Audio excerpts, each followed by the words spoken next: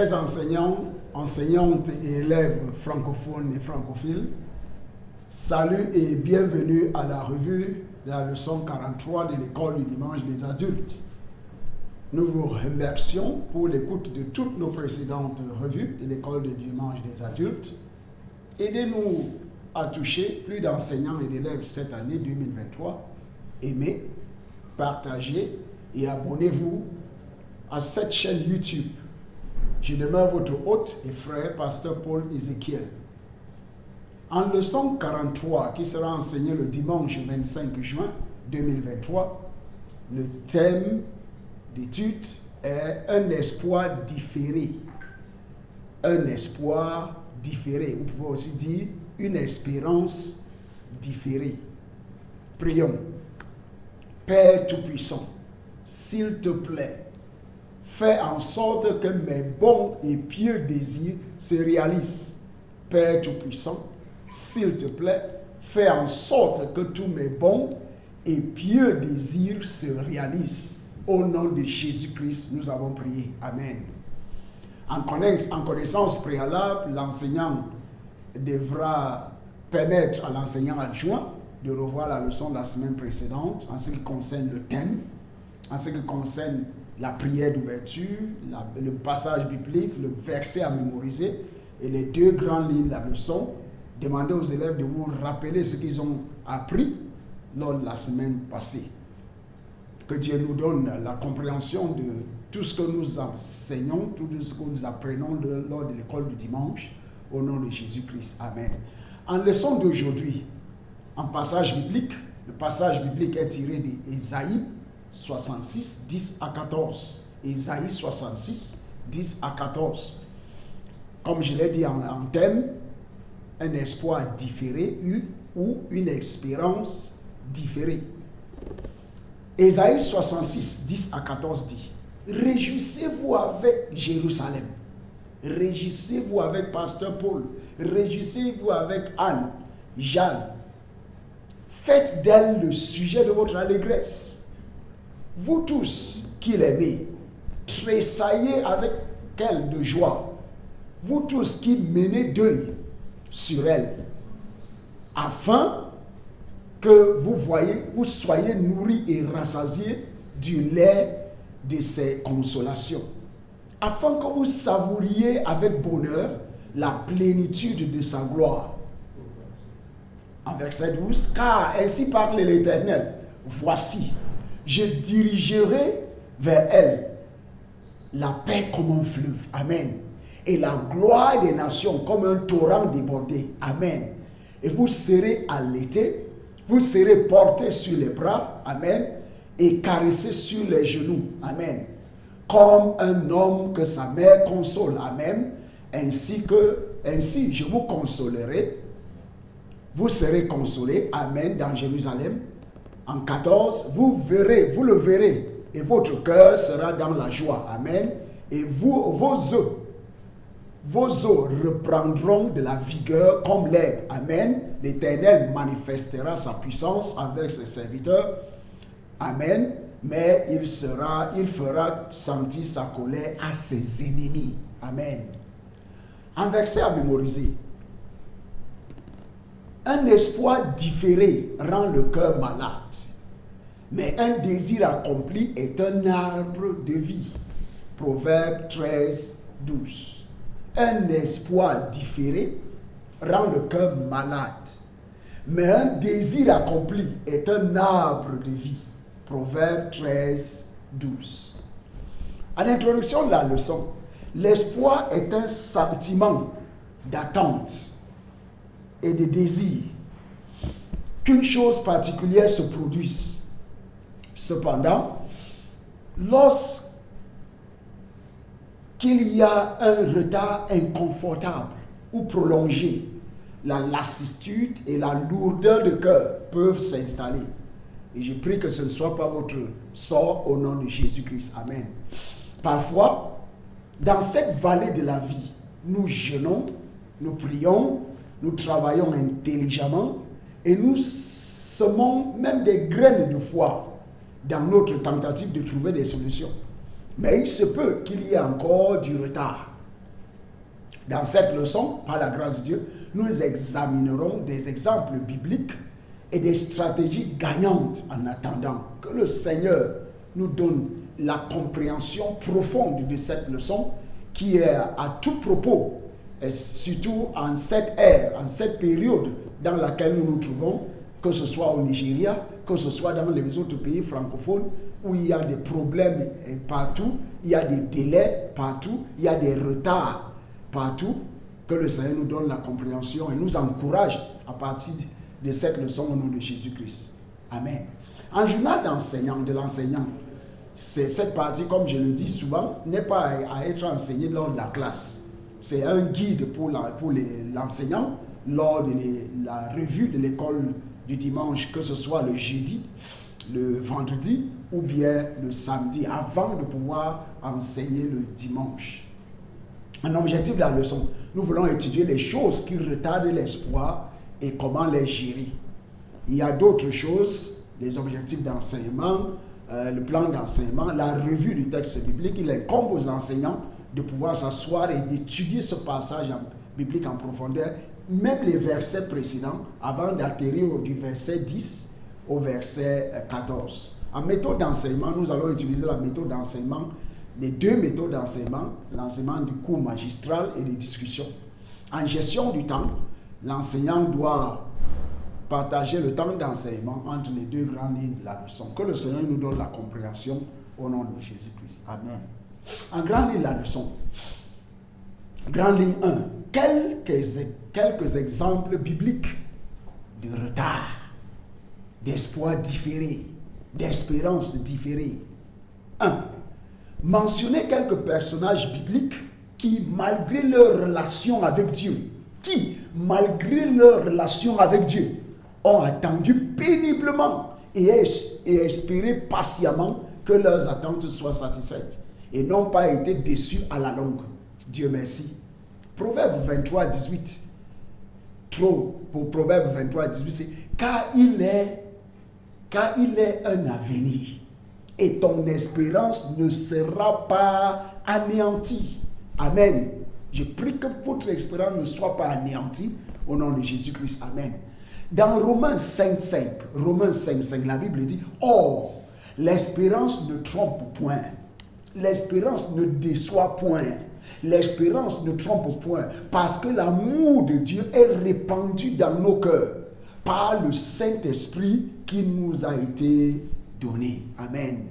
L'espérance ne trompe point, l'espérance ne déçoit point. Par exemple, nous avons en point A Abraham et Sarah. Abraham et Sarah, ainsi que Anne. Abraham, Sarah ainsi que Anne ont attendu longtemps le fruit des entrailles. Les enfants, c'est-à-dire les enfants.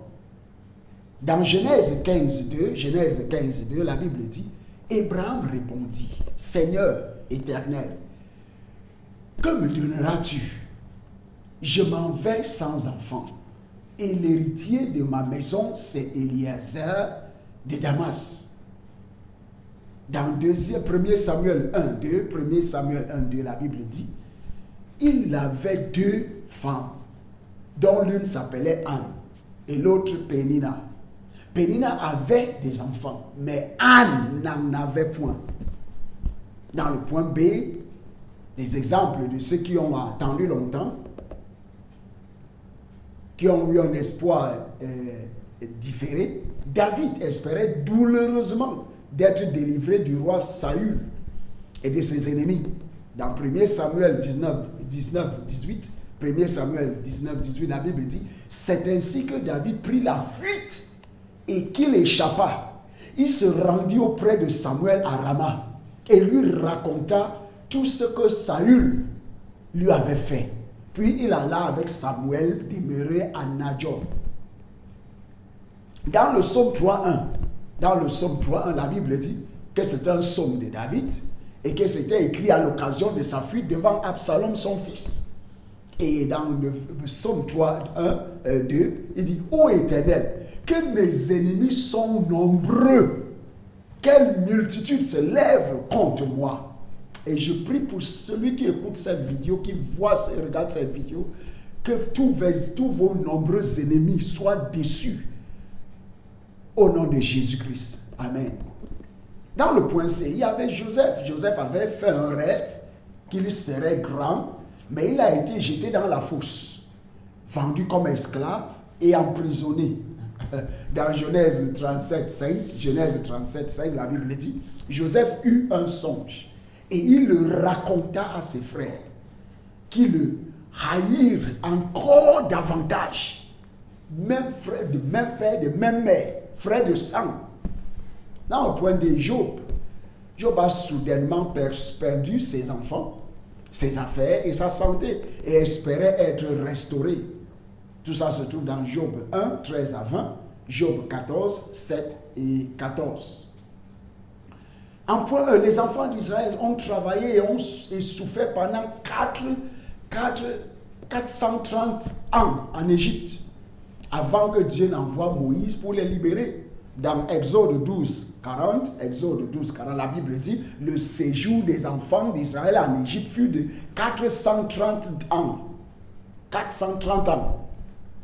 Dans le point 2, en fin de compte, Dieu a changé leur histoire. Et je prie qu'au cours de cette étude, dans nos écoles du dimanche, dans tous les pays francophones, que Dieu change notre histoire en tant qu'individuel et en tant que nation, en tant que famille, au nom de Jésus-Christ. Amen. En point A, Abraham et Sarah ont été visités par Dieu et ils ont eu Isaac. Genèse 21, 1 à 5. Genèse 21, 1 à 5. C'est un long passage, mais vous pouvez lire à votre temps libre pour comprendre. On monte, on continue. Dans B, Anne a reçu son fils des témoignages.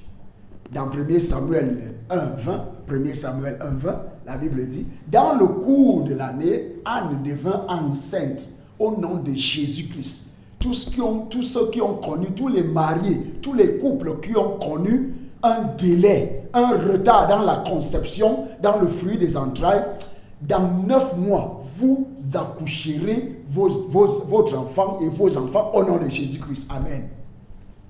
Anne a reçu son fils de témoignage dans 1 Samuel 1:20. Dans le cours de l'année, Anne devint enceinte. Dans le cours de cette année 2023, vous deviendrez enceinte au nom de Jésus-Christ. Et par la grâce de Dieu, l'année prochaine, vous enfanterez un fils. Amen. Qu'elle nomma Samuel, car, dit-elle, je l'ai demandé à l'Éternel. Dans le point CD, David a obtenu sa délivrance et est devenu roi. Dans 2 Samuel 6:21, ils envoyaient des messagers aux habitants de Kirjat Jarim pour leur dire, les Philistins ont ramené l'arche de l'Éternel, descendez et faites-la monter vers vous. Dans le point D, le rêve de Joseph est devenu réalité. Il devint le souverain du royaume d'Égypte et ses frères se sont prosternés devant lui. Dans Genèse 42, 6 à 7. Genèse 42, 6 à 7. Joseph commandait dans le pays. C'est lui qui vendait du blé à tout le peuple du pays. Les frères de Joseph vinrent et se prosternèrent devant lui, la face contre la terre, contre terre. Joseph vit ses frères et les reconnut, mais il feignit d'être un étranger pour eux. Il leur parla durement et leur dit, d'où venez-vous? Ils répondirent, du pays de Canaan, pour acheter des vivres. Dans le point E, Dieu a béni la fin de Jacob plus que son début. Et je prie que ce soit votre sort et votre portion au nom de Jésus-Christ. Amen. Job 42, 10, la Bible dit, l'Éternel rétablit Job dans son premier état. Quand Job eut prié pour ses amis, et l'Éternel lui accorda le double de tout ce qu'il avait possédé et perdu. Dans le point F, les Israélites ont finalement été délivrés des Égyptiens. Dans Exode 14, 26 à 29, vous pouvez lire ça à votre temps de loisir, temps libre. Exode 14, tout le chapitre d'Exode 14, c'est un bon chapitre, et le chapitre suivant, l'Exode 15, où il a chanté il a fait un cantique en guise à cause de la victoire obtenue dans Exode 14. Exode 14, 26 à 29, c'est un long passage. Priez, veuillez lire ça à la maison. Dans G, la veuve endettée du prophète a reçu l'aide divine dans 2e roi 4, 1 à 7. 2e roi 4, 1 à 7. En fin de compte, en point 3, il est essentiel de s'en remettre patiemment à Dieu dans les moments de détresse, de retard. Voilà la clé. C'est bien, il est essentiel de vous en remettre patiemment à Dieu dans les moments de détresse, de retard et de délai. Voilà la clé. Ésaïe 40, 28 à 31, Ésaïe 40, 28 à 31 dit: ne le sais-tu pas? Ne l'as-tu pas appris? C'est le Dieu d'éternité, l'Éternel qui a créé les extrémités de la terre. Il ne se fatigue point, il ne se lasse point. On ne peut sonder son intelligence. Il donne la force à celui qui est fatigué. Amen. Et il augmente la vigueur de celui qui tombe en défaillance. Les adolescents se fatiguent et se lassent. Et les jeunes courent. Les jeunes hommes chancellent. Mais ceux qui se confient en l'Éternel renouvellent leur force. Ils prennent de l'envol comme les aigles. Ils courent et ne se lassent point. Ils marchent et ne se fatiguent point. Je prie que ce passage soit votre sort en cette période de délai, dans cette période de retard, au nom d'espoir différé, au nom de Jésus-Christ. Amen. En activité de classe 1, pourquoi pensez-vous que tant de personnes ne veulent pas attendre patiemment Dieu pour recevoir sa promesse? C'est l'ignorance de la manière avec laquelle Dieu opère. Dieu n'est jamais trop tôt, Dieu n'est jamais trop en retard. Il n'arrive jamais très tôt, et il n'arrive jamais trop en retard. Il n'arrive jamais en retard. Il arrive au point nommé. Puisqu'il a une sorte il a le plan, il a des desseins pour votre vie. Pourquoi pensez-vous que tant de personnes ne veulent pas attendre patiemment Dieu pour recevoir sa promesse? Je prie que Dieu nous donne l'esprit de la patience. Si vous n'êtes pas patient dans la vie, vous ne pouvez pas réussir dans la vie. Vous allez gâter les choses avant qu'elles ne se manifestent dans votre vie. C'est la vérité. En grande ligne 2, ce qu'il faut faire en attendant. Ce qu'il faut faire en attendant. Numéro 1, concentrez-vous sur l'aspect de votre vie qui fonctionne. Concentrez-vous sur l'aspect de votre vie qui fonctionne. Ésaïe 57, la Bible dit: mais le Seigneur, l'Éternel, m'a secouru. C'est pourquoi je n'ai point été déshonoré. C'est pourquoi j'ai rendu mon visage semblable à un caillou, sachant que je ne serai point confondu. Amen. Concentrez-vous sur l'aspect de votre vie qui fonctionne et remerciez Dieu plutôt que d'être triste de ce que vous n'avez pas encore reçu. Psaume 103.2, la Bible dit: mon âme bénit l'Éternel et n'oublie aucun de ses bienfaits. Bénis l'Éternel et n'oublie aucun de ses bienfaits. Mais la nature humaine se plaint toujours de ce qui n'est pas encore disponible, ce qui ne se manifeste pas, et oublie de se rendre grâce de ce que Dieu a fait. Que le Seigneur nous donne la grâce de nous repentir de ce genre d'habitude et de caractère au nom de Jésus-Christ. Amen. En point 2, restez optimiste quant à votre miracle tant attendu. Restez optimiste. Et c'est pourquoi je sais que votre avenir sera meilleur. Plus que votre passé, plus que votre présent. Au nom de Jésus-Christ. Amen. Votre avenir sera meilleur que votre passé et que votre présent. Au nom de Jésus-Christ. Amen. Restez optimiste quant à votre miracle tant attendu. Dans le psaume 27.13, la Bible dit: oh, si je n'étais pas sûr de voir la bonté de l'Éternel sur la terre des vivants. Vous êtes vivants, il y a espoir. Tant qu'il y a la vie, il y a espoir. Vous êtes toujours vivants. Vous êtes toujours sur la terre et vous êtes vivants, il y a espoir. votre avenir sera meilleur. Au nom de Jésus-Christ. Amen. Et attendez tranquillement le salut du Seigneur. Dans Lamentation 3, 25 à 26, la Bible dit, l'Éternel a de la bonté pour qui espère en lui, pour l'âme qui le cherche. Il est bon d'attendre en silence le secours de l'Éternel. Si Dieu ne vous secoue pas, personne ne peut vous secourir. Si Dieu ne vous secoue pas, si Dieu ne vous aide pas, personne ne peut vous aider. Point 3. Rappelez-vous que Dieu a fait toutes choses bonnes en son temps. Il fait toutes choses bonnes en son temps. Il fait toutes choses bonnes en son temps. Ecclésiaste 3:11, la Bible dit, il fait toutes choses bonnes en son temps. Il a un calendrier pour votre vie, pour votre destinée. Il a un calendrier, personne ne peut le faire venir plus tôt ou venir plus tard. Il arrive au point nommé, au temps défini. Même il a mis dans leur cœur la pensée de l'éternité, bien que l'homme ne puisse pas saisir l'œuvre que Dieu fait du commencement jusqu'à la fin. En point 4, refusez de répondre au découragement.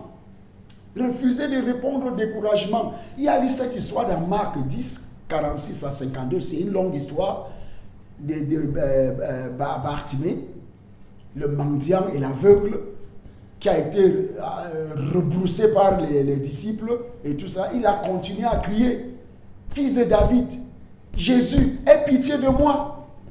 Marc 10, 46 à 52. Refusez de répondre au découragement. Quand les disciples lui reprenaient, le reprenaient, il n'a pas pu se taire. Il a continué à crier, Jésus, fils de David, Jésus, aie pitié de moi. Et Jésus a eu pitié de lui. Ne cédez pas au découragement. Et je prie que ceux qui vous reprennent seront ceux qui seront vos sentinelles pour pouvoir vous accompagner au trône, au lieu de votre aide, au lieu de votre secours, au nom de Jésus-Christ. Amen. Point 5. Reprenez courage. Reprenez courage en vous appuyant sur l'Éternel, votre Dieu. Reprenez courage. Dans 1 Samuel 36, la Bible dit, David fut dans une grande angoisse, car le peuple parlait de le lapider, parce que tous avaient de l'amertume dans l'âme, chacun à cause de ses fils et de ses filles. Mais David reprit courage en s'appuyant sur l'Éternel, son Dieu. Reprenez courage et appuyez-vous sur l'Éternel, votre Dieu. Vous devez l'avoir avant de pouvoir vous appuyer sur lui. Si vous n'avez pas l'Éternel, votre Dieu, ou vous allez vous appuyer sur votre frère, grand frère, le ministre, l'évêque, l'archevêque. Non, c'est Dieu. Reprenez courage. Si vous ne vous encouragez pas, personne de l'extérieur ne peut vous encourager. Ça, c'est la vérité. Pour que quelqu'un de l'extérieur puisse vous encourager, vous devez déjà reprendre courage en vous-même et vous appuyant sur votre Dieu. En point 6, gardez votre cœur sur votre but et votre aspiration.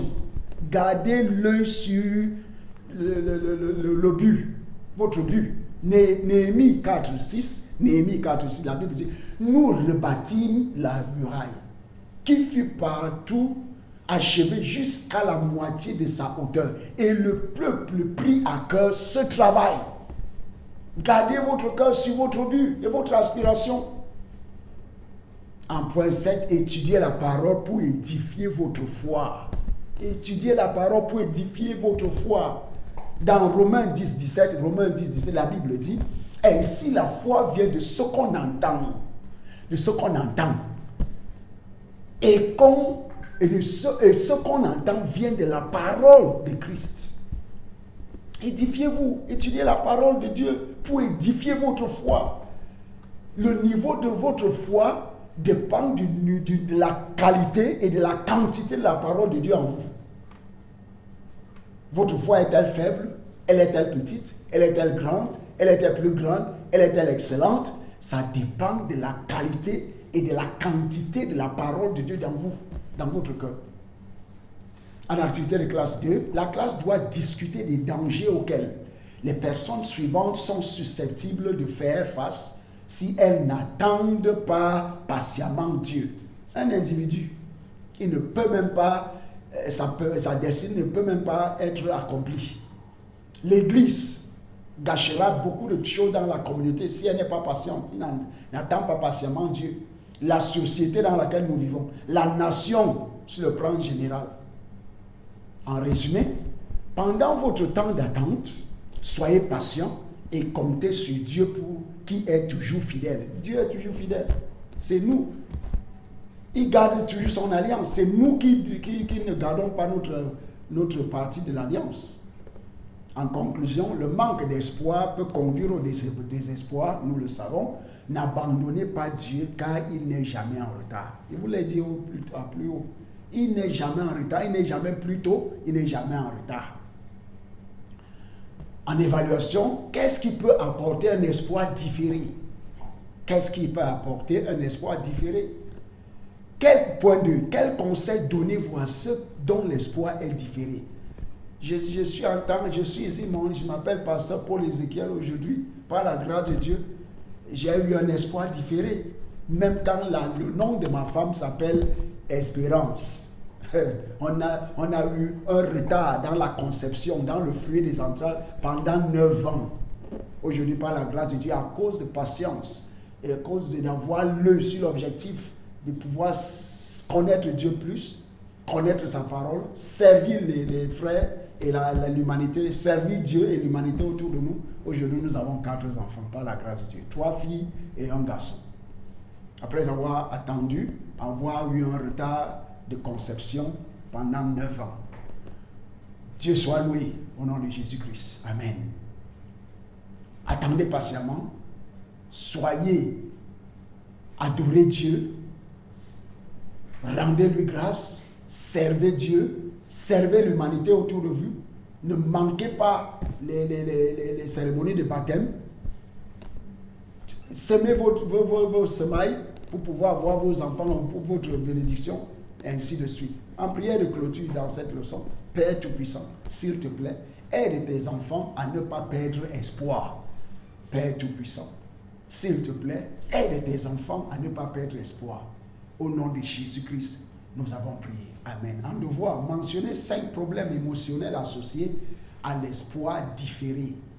Mentionner 5 problèmes émotionnels associés à l'espoir différé. Il incombe à l'enseignant de donner ce devoir aux élèves et de pouvoir trouver des réponses et les corriger et faire la correction lors de la classe avant toute autre, de commencer la nouvelle leçon, et corriger et noter les devoirs des élèves et leur attribuer des points que Dieu nous donne. Et dans ce devoir, chaque réponse aura 2 points et nous avons 5 problèmes émotionnels associés à l'espoir. Ça fait 10 points au total. Que Dieu vous bénisse dans cette écoute. C'est une bonne leçon, et surtout en cette période dans laquelle nous nous trouvons, soit dans notre pays au Nigeria ou bien dans le monde entier. Le monde entier est en tourment, le monde entier est en bouleversement. Il y a beaucoup de cas d'espoir différés, mais si vous êtes, Dieu est fidèle pour tourner, pour renverser la situation dans laquelle vous vous trouvez pour votre propre bien.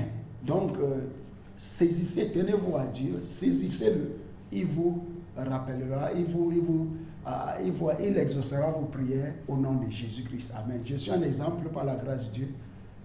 Si je me mets ici à faire mes témoignages, à donner mes témoignages, on ne finira pas cette vidéo, on ne finirait pas cette leçon. Mais je vous encourage, Dieu est fidèle, il rendra votre avenir meilleur que votre passé et que votre présent au nom de Jésus-Christ. Mais il y a quelqu'un qui peut vous aider à faire ça, c'est Jésus-Christ. Si vous n'avez pas encore accueilli Jésus-Christ dans votre cœur comme votre Seigneur et Sauveur personnel et Maître personnel, vous allez continuer à tourner en cercle, en rond, à perdre le temps et à ne pas accomplir votre destinée et votre vie. Et je prie que ce ne soit pas votre sort. Je prie que vous preniez la meilleure décision dans la vie, de pouvoir accepter Jésus-Christ dans votre cœur comme votre Seigneur, Maître et Seigneur personnel. Que Dieu vous aide au nom de Jésus-Christ. Amen. Au revoir. Bonne étude, bonne écoute et soyez pleins d'optimisme.